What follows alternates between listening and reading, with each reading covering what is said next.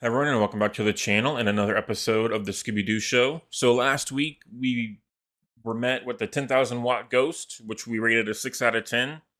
And in that episode, we had Mayor Dudley, Voltner, and the boss of the power plant as our suspects, and ended up being Voltner, the one who disappeared in the beginning of the episode during the introduction part of things.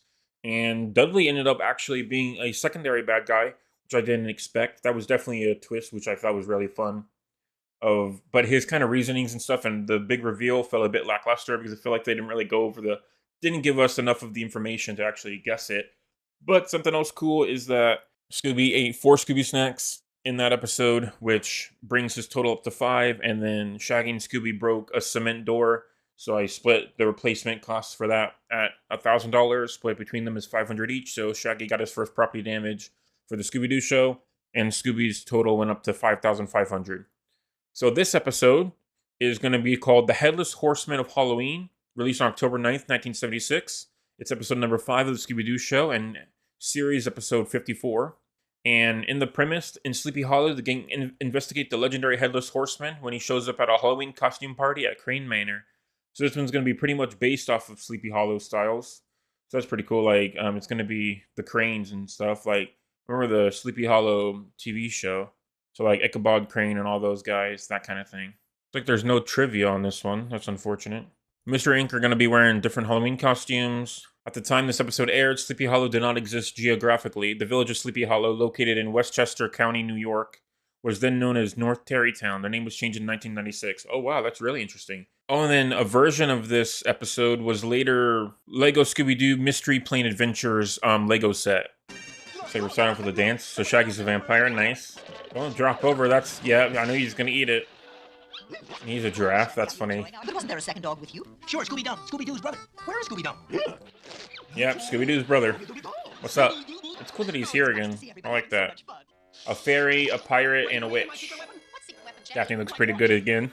There he is, the first appearance of the Headless Horseman, who, of course, is Ichabod Crane, if you follow the history of things. So, the descendant of the lady we just saw. Can Scooby not swim? What about the dog paddling style? Pretty much every dog, like, remember my old dog just immediately jumped in and just started swimming dog paddling.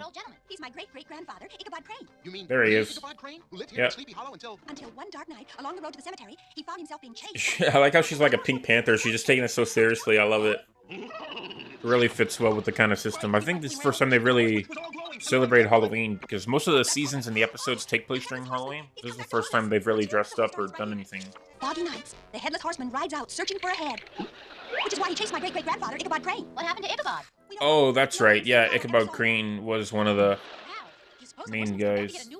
I want a head. Oh, first time the villain has talked.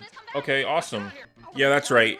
I looked at the Sleepy Hollow TV show because I watched that a long time ago. Ichabod Crane and the Horsemen are separate characters. It's a bowling ball, all right. Good job, Scooby-Dum. How did... What?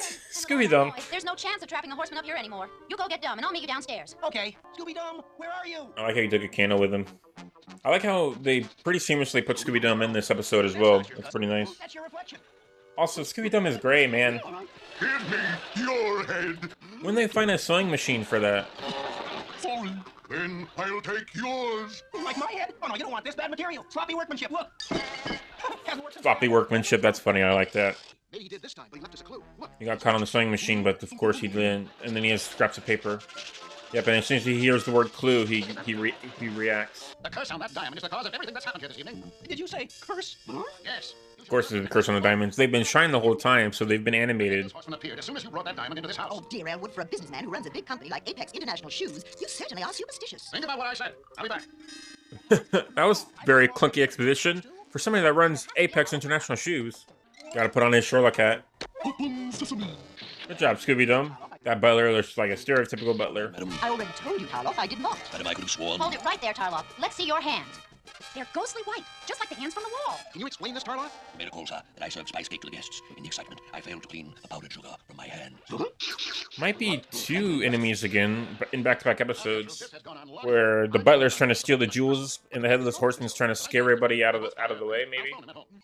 Oh, if he's the nephew, yep, he's definitely the bad guy. Wants the jewels, that's why. Oh, dear Elwood. It was all my fault.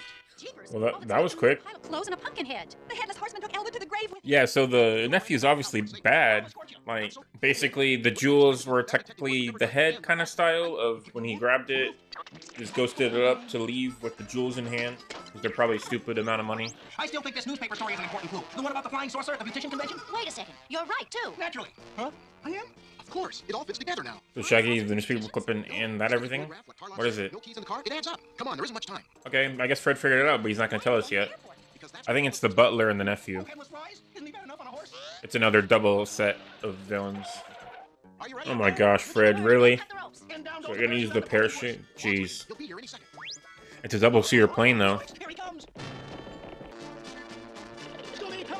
Isn't even bothering to talk. Oh my gosh, is that neck gonna work with the cartoon physics? Nope, he was able to run back over. That's funny. The physics of this entire thing have been ridiculous. Holy crap. I've been skipping through a few of it, but... And now the plane's just destroying itself. Here he is, Sheriff. Good job, Scooby-Dum. Pull the Elwood mask off and see who this Headless Horseman really is. Let go of my face. Cousin Elwood. Cousin Elwood?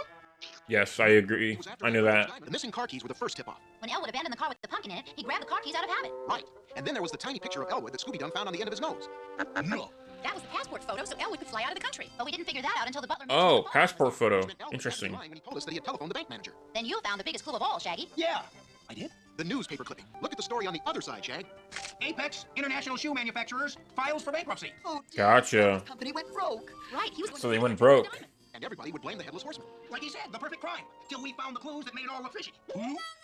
Say, where's the great detective Scooby-Dum going? He's still looking for clues. A clue? And that was the end of that episode. So pretty fun. I felt like Scooby-Dum definitely had some fun levity to it, and I liked his interactions with Scooby-Doo and how they kind of put him into the episode. I feel like he didn't really have very much to do. As like, it would have been fun if like Scooby-Doo wasn't around, so Scooby-Dum had to take his place, like if Scooby got captured, like if it was the Dog Napper episode, that kind of thing. But overall, it was pretty fun.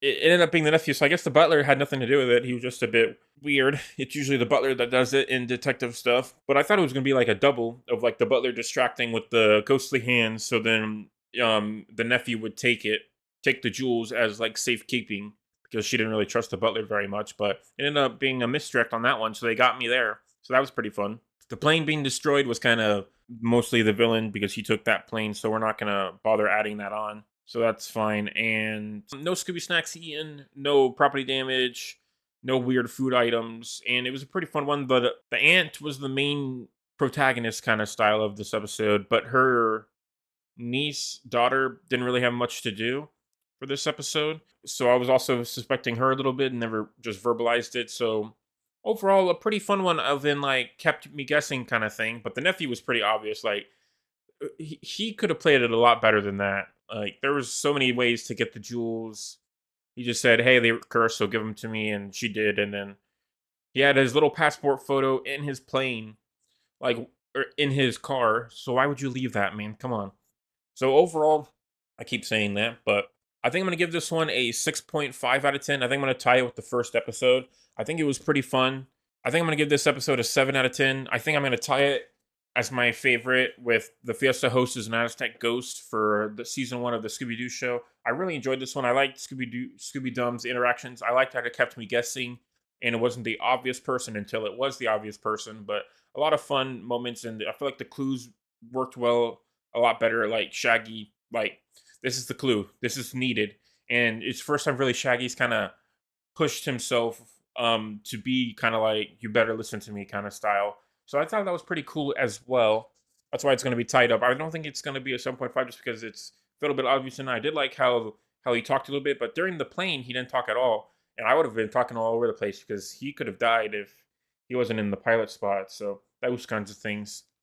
So yeah, I think that's a pretty good score for this episode as we get into next week, which is going to be called The Sacred A Lot in Camelot.